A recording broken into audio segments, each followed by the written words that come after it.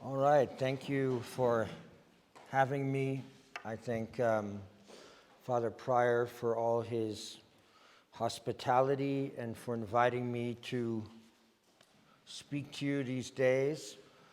I thank you, dear brothers, for, again, your hospitality and prayers and good humor and attention. Of course, Brother Brendan for his constant supply of Abbey roast to further the cause of knowledge and truth. Today, as I finish these lectures, I want to emphasize that there's a fundamental deception going on with Richard Dawkins and, of course, as we've discussed, Stephen Hawking with regard to what they say and their apologetic for atheism, because that's what their works tried to do. It's an apologetics for atheism. And before I discuss Anselm's ontological argument, which I want to do because it's attacked specifically by Dawkins in his text after he attacked St. Thomas's a priori proofs. Anselm's is an a posteriori. Anselm's is an a priori proof. And so before I deal with that, I want to, because to deal with this is important, because you see, just as I've said before, when you attack the proofs for the existence of God, and when you attack the existence of God himself, many other things go out the window, all right? As we've seen with Stephen Hawking, you have going out the window not only God, not only a meaningful world full of purpose, you also have going out the window freedom, human freedom, and morality, and good and evil, all right? So when you deny a world created by God, as these two do, those things go out the window also. What I try to emphasize is that not only do those things go out the window, which everyone instinctively recognizes as true and valid and real, also what goes out the window is objective science. All right, an objective view of science and of the reports of science. So that is even undercut by their rejection of an epistemology, a view of knowledge that allows for the proofs for the existence of God. Okay? And so many things go out the window. What I want to show when I speak about St. Anselm's argument is that something else goes out the window, and that's existence. All right, it seems strange to say, but existence goes out the window also. Or at least what goes out the window is an awareness of the importance of existence. For somehow, in some way, Dawkins is able to sort of dismiss as trivial the very idea of existence. Okay? So, but before we get to that, I just want to point out one thing, because it's really the subject matter of so much of Dawkins's material, and that is his claim that Christianity Christianity is especially Christianity, and especially the Catholic form of Christianity, okay, because that's what he emphasizes, and religion in general, all right, he wants us to feel guilty for the crime of every person who's ever had a religion, okay? Because he says, well, obviously they're motivated by their religion when they do something bad because they are religious, okay? So somehow religion can be the source of everything that he deems evil. But we say, well, what about atheism? You're a militant atheist. You're writing, you're presenting the idea that it's child abuse, and he says it over and over again. It's child abuse for parents to teach the Bible to their children. It's child abuse, and a sign of psychiatric problems when you present religion, the reality of God, to your children. So we should think about what that means. All right, maybe they should be taken away. There's the implication over and over again in this text that should be considered. All right, that children should be taken away from their parents who dare to teach them the Christian religion or any religion. So there's some serious things here, some serious consequences to this position. But we say, well, wait a minute. Your militant atheism, hasn't that caused a bit of a problem in the world? Hasn't it been the case that militant atheism was the foundation of the most repressive, murderous system, namely communism, that ever existed amongst men? Hasn't it been the cause of, say, conservative estimate, the slaughter of some 200 million people? Doesn't its oppression continue to this day in places like China and North Korea? Isn't that the case?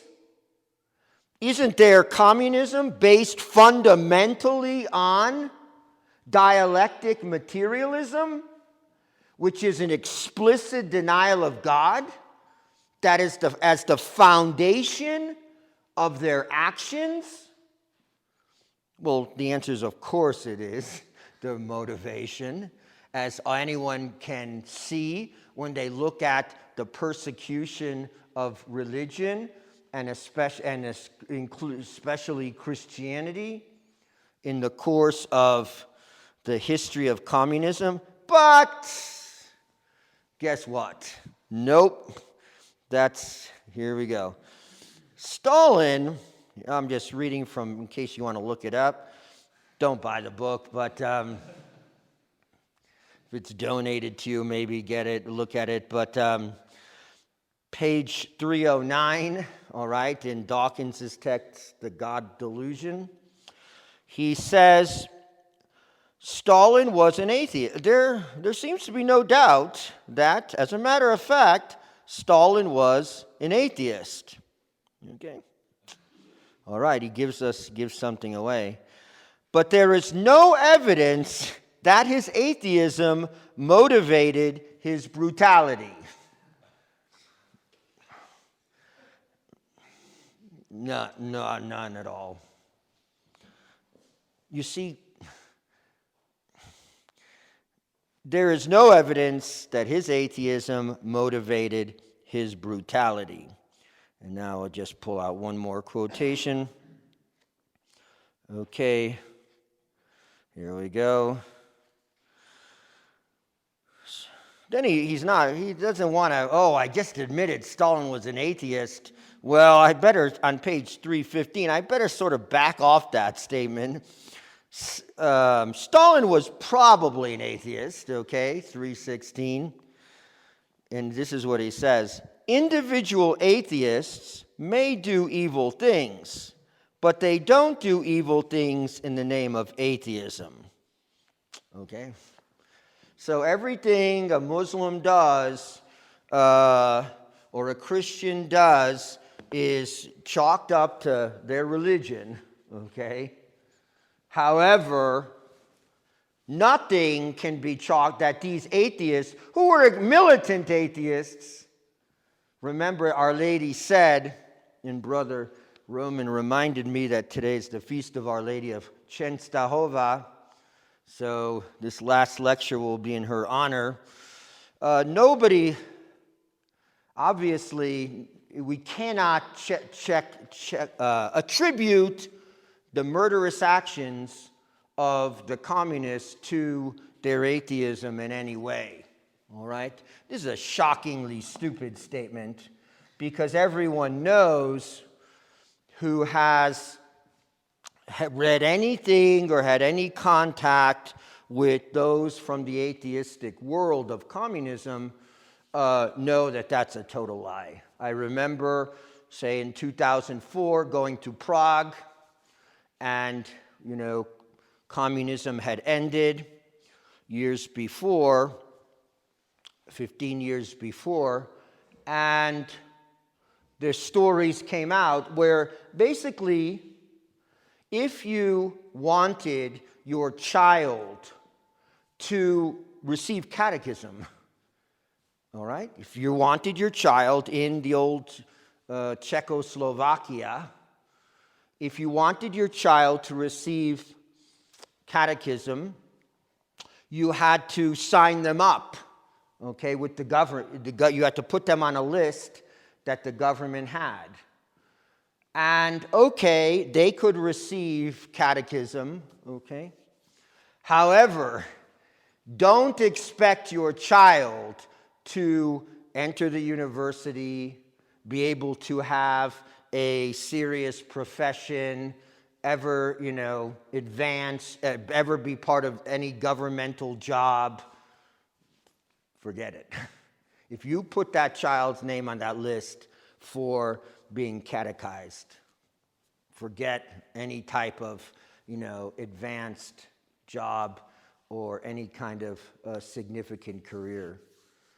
So that's not for atheism's sake? Of course it was. Of course it was. And you wonder if Dawkins would be against that from everything he says in this text. He picks on St. Anselm, and however we analyze St. Anselm's ontological argument, my purpose here is to focus on how Dawkins attacks it, how Dawkins attacks the ontological argument, which was, what was the origin of the ontological argument? Okay? The ontological argument was written by St. Anselm of Canterbury when he was abbot in France, in Normandy, of a monastery. He was a Benedictine, okay? And his monks, very interested in logic, all right, and thought, and God, question of God, they came to him and asked him to create a proof for the existence of God. Give them a proof for the existence of God that was airtight, that was absolutely certain, okay, airtight, and didn't involve any reference to, didn't bring in any premises involving authority or scripture, okay? Just give us because they're into logic, give us an airtight logical argument, okay, that cannot be denied. Well, it's an interesting endeavor, okay, and by the way,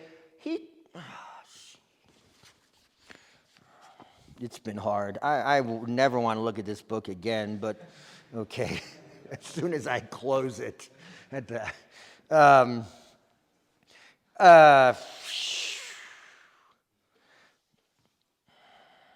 Well, he says, this is how he views what he says about the ontological argument, how he describes it. This infantile argument, okay, which he says he's going to translate it into the language of the playground, because that is the appropriate language for this argument. And, I mean, he does here. I'm only going to read half of it because it's so dumb. Bet you can't. I bet I can prove the existence of God. Bet you can't. Right. Then, okay, I got you. Then imagine the most perfect thing possible. Okay, now what? First of all, notice imagine. Not think of. That's a big deal. And, I mean, infantile, let me just tell you, again, whatever you think of Rene Descartes, he tried to save his entire scientific system by employing the ontological argument, all right? Meditation 5, Meditations on First Philosophy, okay? So obviously, he didn't think it was infantile. No, Meditation 5, Rene Descartes, he tried to, because he realized he wasn't getting to the external world, so let's bring in Anselm. Let's bring in the version of the ontological argument. So much, well, I don't have to beat this. This is beating a dead horse, I think, but let's move on to the important things, okay? So, in a nutshell, what is St. Anselm's argument? He's arguing against someone, all right? And he's arguing against the atheist, okay? And he, just because it's in Scripture too, he calls the atheist the fool, all right? The fool. Because the fool in his heart says there is no God, okay? The fool in his heart says. And I mean, that was in 1078. After all I presented to you from all these these atheistic scientists and everything else, he didn't even get half of 1/10 of it when he said fool. Okay? The fool in his heart says there is no God. So Anselm's going to argue with the fool. Okay? And if we're having an argument, right? If we're having an argument, we need to be talking about the same thing, right? So we can't argue about, we have to argue about the same thing. So if you're arguing about one thing, you both have to be understanding the same reality. You have to be agreed on what you're arguing about. So St. Anselm presents, he says, oh yes, this has to happen. So he presents a definition of God. I'm arguing with the fool, okay? I'm arguing with the fool. So St. Anselm is arguing with the fool. And what are we arguing about? The existence of God, okay? What are we not arguing about? And that is the definition of God. Okay, the definition of God. We're not arguing about the definition of God. Okay, and well, first of all, what is a definition? A definition is a verbal expression of an essence, right? Definition is a verbal expression of an essence. What the thing is. What is it? That's why you can't define an individual thing. You can identify an individual thing by laying on it all descriptive words, okay? but you can't define an individual thing. You can only define a category of things, okay? And therefore, you're defining, you're expressing through a definition an essence. You're expressing through a definition the essence of the thing you're speaking of, okay? And in this case, the essence is going to be the essence of God. So, because that's what they're arguing about. The fool, the atheist fool, okay, and St. Anselm. Well, listen, and Dawkins himself says this. He admits it. He accepts the definition of God that Anselm gives. He himself accepts it as that's what we're talking about.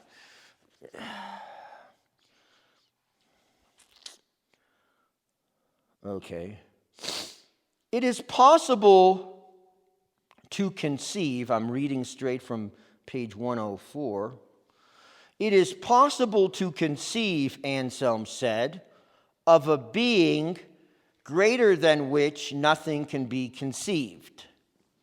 Even an atheist can conceive, okay, so far good, of such a superlative being, though he would deny its existence in the real world. Oh, yes, okay, good. Okay, so far so good, okay, so far, because he's saying this is the God we're talking about. This is the God we're arguing about. We're not arguing about, Hera or, Mars or, any kind of, bloodthirsty, cannibal of the Aztecs. We're not talking about that. We're talking about this God. And so, okay, so they agree on the definition. If God exists, he is that greater than which nothing can be conceived. Okay, so we're talking about thought. Anselm wants a purely logical argument. He's not going to, listen, Anselm does have cosmological arguments. Okay, they're in the Monologian, in another text. This is from the Proslogian. He does have cosmological arguments, looking at nature. Okay, he does. But this is not one of them. This is meant to be a strict ontological argument. Strict logical argument. A strict logical argument based on the definition of God and, of course, therefore, the essence of God. Okay, so he agrees to this, and the fool agrees too. That's what they're talking about. What's the difference between their two positions then? The fool says, this thing does not exist. Okay? The fool says, this thing, that greater than which nothing can be conceived, we'll just simplify it by saying T, by calling it T, okay, or otherwise it gets too burdensome. Okay, T, that greater than which nothing can be conceived, that doesn't exist, says the atheist, okay? Anselm says, yes, it does, and must exist. Okay? Must exist. Okay. So, what does Anselm do? Let me just tell you what Anselm does, and then we'll see when Dawkins attacks this, how he attacks it. And if we don't have another straw man here, as we've had before. So, what does Anselm do? He says, once you have the fool accept the definition of God, okay, you have him, okay? That's what he's doing. Once you have the fool accept the definition of God as that greater than which nothing can be conceived, you have him. Okay? Why? Because if T is that greater than which nothing can be conceived, okay, then T must have the attribute of existence. Okay? T, therefore, must have the attribute of existence. Because if T didn't exist, okay, if T didn't exist, what would be the case with T? T would not be T, right? T would not be T. Okay, looks like logic, right? Yeah, well, and that's what he's trying to do here. T would not exist if T didn't have the attribute of existence. Why? Because then, he gives an example of a worm. The lowliest worm would be greater, the lowliest worm which had existence. Okay, write that down. The lowliest worm which had existence would be that greater than, the lowliest worm which actually existed, which had existence, would be greater than that greater than which nothing can be conceived. If that greater than which nothing can be conceived didn't have existence. Okay? All right, okay, you got to give me a nod if you know it or if you're with me. You are? You are? Okay. Yeah, you see, if God didn't exist, that he as that greater than which nothing can be conceived would be lower than a worm that did exist, right? Existence is the greatest good. Because existence is the greatest good. It's the greatest quality, right? It's the greatest quality. Okay. Without it, so logically speaking, so the fool is he's holding on to the back of the train, all right, and the train's going because he got on. Okay, he got on by agreeing to the definition, and it's speeding along. It's got to come. He's going to come to the station. Okay, because if that greater than which nothing can be conceived did not have existence, T wouldn't be T. You see, because you could conceive something greater. If T didn't have existence, you could conceive of something greater. So therefore, T wouldn't be T. But look it. T is T.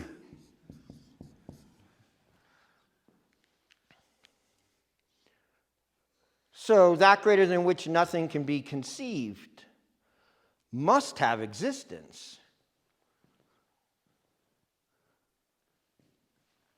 If this is God, then God must exist. Then God exists. We'll just be silent for 1 second, okay? So he wanted the most airtight proof he could give, okay? And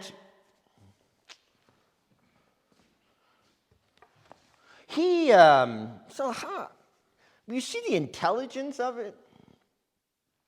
First of all, you're talking about the concept of God, the definition of God. You're arguing about it. You're arguing really about, you're talking about God's essence, right? That's okay. Essence, no doubt. in the definition. And then you're talking about this quality of existence. Okay, you see all those important things. You see all those things that have to be grappled with. Okay? Thought, essence, existence. How's he going to treat it here? First of all, he says, well, it's very, it's very deceptive. It's, it's very tricky here. How would anyone fall? How would anyone fall for a mere word game? That's what he calls the ontological argument, a mere word game. Okay? See how problematic that is? What is he blind to when he looks at this proof? What is he blind to? It's a mere word game. Okay, and now he's going to try to refute it by not arguing about it, but citing an authority. Oh, boy. Someone he very much looks up to, and that person is Bertrand Russell,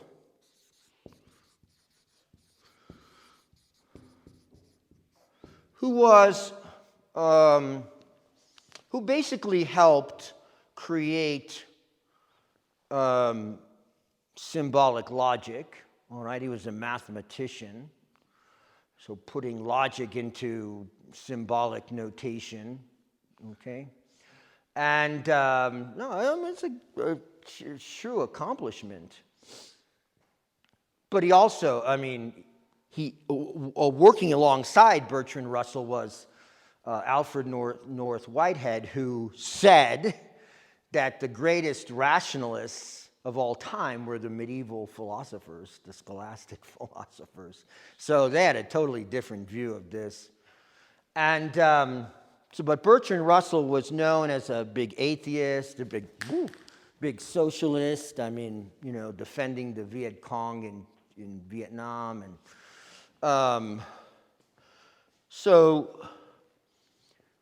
Bertrand, so Dawkins is going to cite Bertrand Russell. Oh, so let's see what he has to say. We're attacked for citing authority in any way, and yet no problem here. Okay, so this is what Bertrand Russell wrote about his encounter. He's a logician, basically, with the ontological argument. This is what he wrote. Okay? I remember the precise moment, one day in 1894, as I was walking along Trinity Lane, when I saw, in a flash, or thought I saw, that the ontological argument is valid. I had gone out to buy a tin of tobacco. On my way back, I suddenly threw it up in the air and exclaimed, "Great Scott, the ontological argument is sound." Okay, whoa. I would even think that's a bit odd, but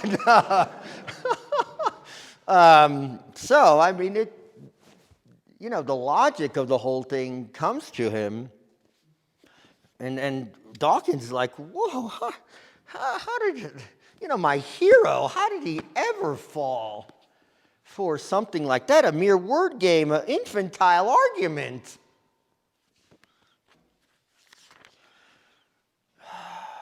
Well, for Dawkins' sake, Russell, was angry at himself years later for falling for the ontological argument.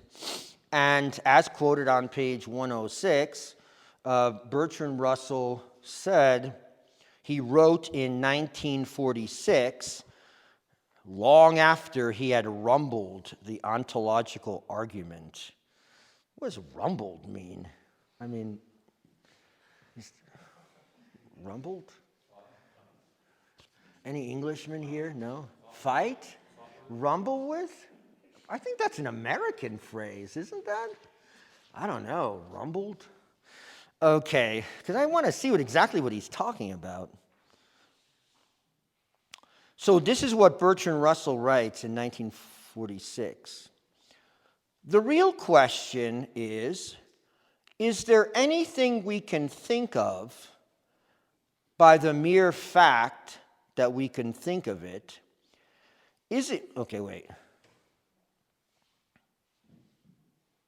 I have to, let me just read it again. The real question is there anything we can think of which, by the mere fact that we can think of it, is shown to exist outside our thought? Every philosopher would like to say yes, because a philosopher's job is to find out things about the world by thinking rather than observing. If yes is the right answer, there is a bridge from pure thought to things. If not, not. So he's saying that, well, is it the case? So obviously the ontological argument is just, if I can think of it, it exists. Okay? Obviously it's absurd. Okay? So he's just going to reduce it to absurdity. Something that caught his logical attention and even logical affirmation is sent off as absurd. Okay. Well, what's wrong with this? What's wrong with this? Well, first of all, Saint Anselm already considered this, okay, in 1078, this objection. And he obviously doesn't know, because he doesn't even treat what St. Anselm actually, how he responds. There was this famous dialogue back and forth with another monk, apparently, Gaunelon. And Gaunelon brought up just that objection, all right, to Anselm's argument. He says, Anselm, wait a minute, your argument doesn't work because I can conceive of a paradise island, right? Palm trees and beautiful white sand and warm water and perfect conditions and living forever on that island.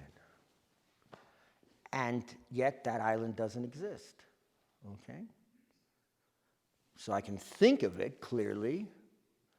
I can get the essence of it, and yet there's no existence. I can't derive from that essence existence. Okay?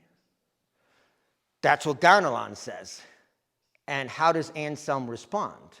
And by the way, Descartes brings up the same objection, and guess whose answer he pulls out in order to prove his latest in scientific Anselm? Okay? He pulls out Anselm's answer, his response to Gaunelon. St. Anselm says to this objection, which is perfectly legitimate, and he says, well, you're right. With regard to a paradise island, and with regard to anything other than the essence of God, you're correct. Okay?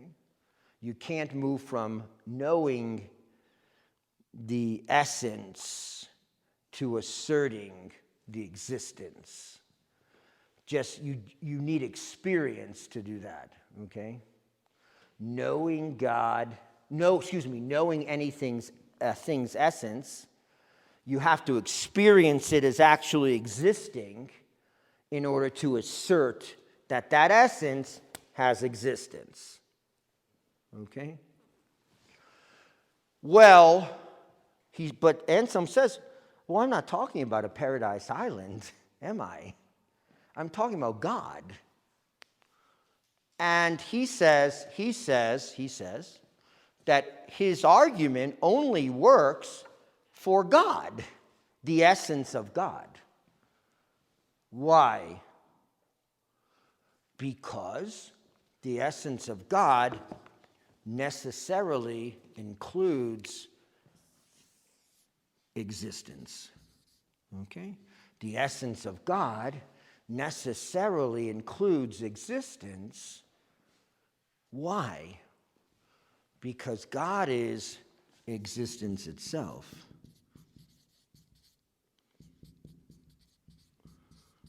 Okay, God is existence itself.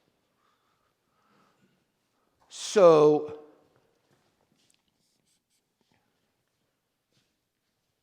God's essence necessarily includes his existence, right? Hey, you agreed with me as to the essence of God. Well, you have to assert his existence, or you just lied with regard to affirming his essence. Okay? What do we garner? So God must exist. How can you say existence itself doesn't exist? Okay?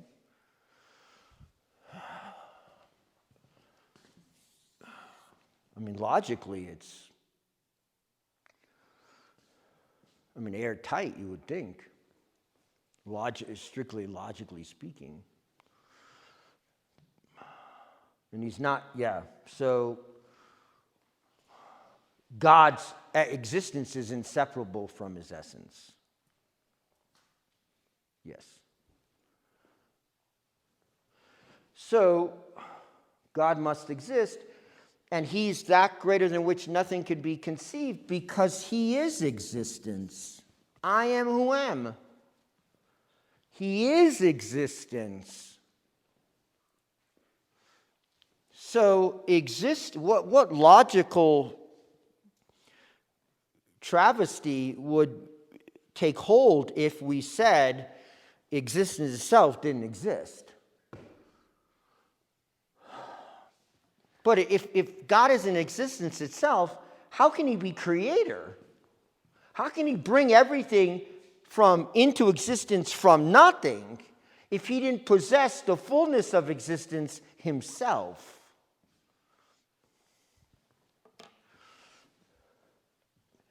And, okay. Well, just, do you see what he's saying, at least? Whatever we argue about, you see what he's saying. Okay, what does St. Thomas say about, let me just quickly, he says this proposition, God exists, all right, is self-evident in itself, okay? He says it is self-evident in itself, and by self-evident,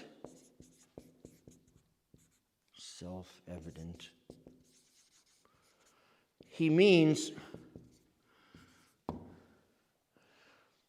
when a proposition is self-evident, that means the predicate is necessarily included in the subject, okay? The predicate is necessarily included in the subject. So when you really understand the subject, when you really understand the subject and affirm the subject, you're also affirming the predicate. Okay? So if the predicate necessarily qualifies the subject, then it's self-evident. So when you say God, you mean existence itself.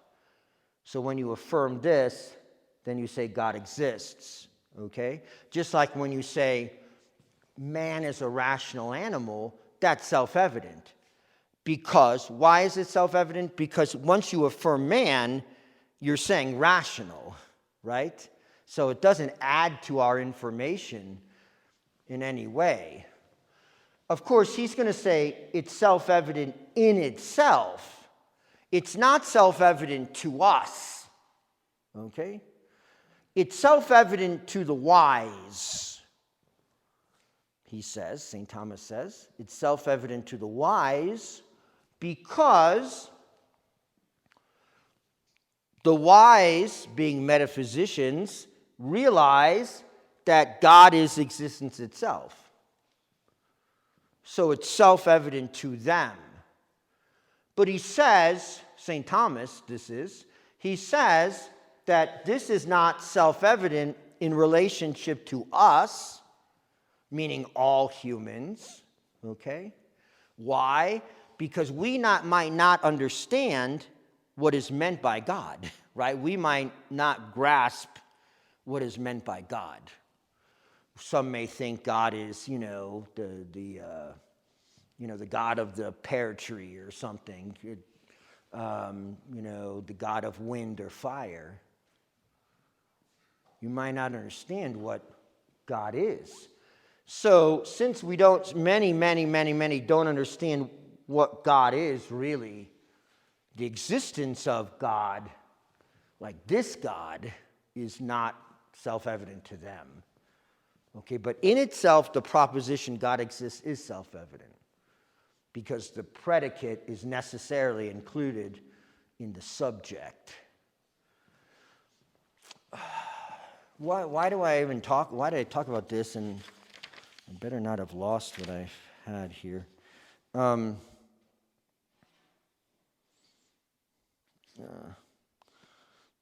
I just...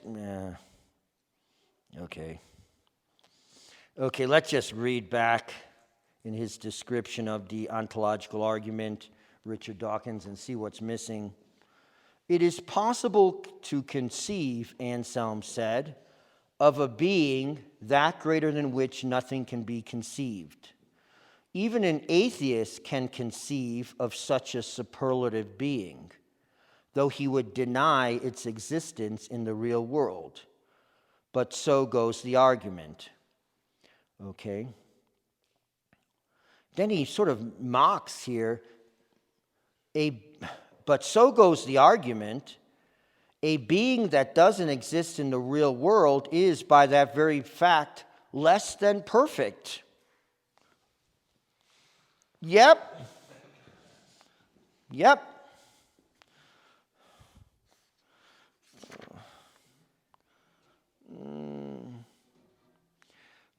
Oh, where does he say it? Oh, come on. Well, isn't that good enough for you?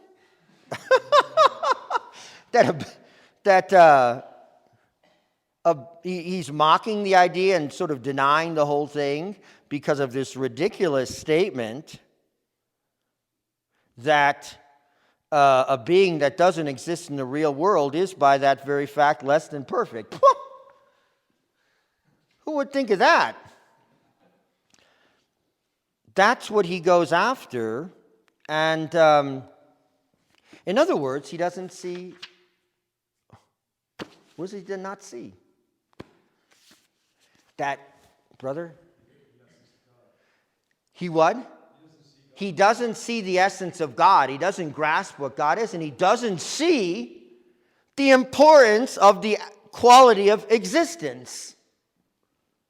He doesn't see he doesn't see how existence is the quality, is the act of all acts. And if you don't see that, how can you analyze the existence of God at all? How can you attack proofs for the existence of God which attack the idea of creation, when creation is specifically bringing things into existence from nothing? If you can't even grasp the seriousness of this whole concept of existence and how it's so essential and so important, what are we arguing about? You've missed it. completely. Well, I think this sort of summarizes the problem. There's a lot that is lost when God is lost. There's a lot that is lost when the proofs for the existence of God are lost. And our awareness of the creation as being an expression of the Creator. One of the, not only is God lost, but our souls are lost. Our knowledge of an objective world is lost. Our awareness of our own freedom is lost. And sure enough, existence itself, our concrete grasp of existence as the act of all acts, is lost. Okay? And thank you.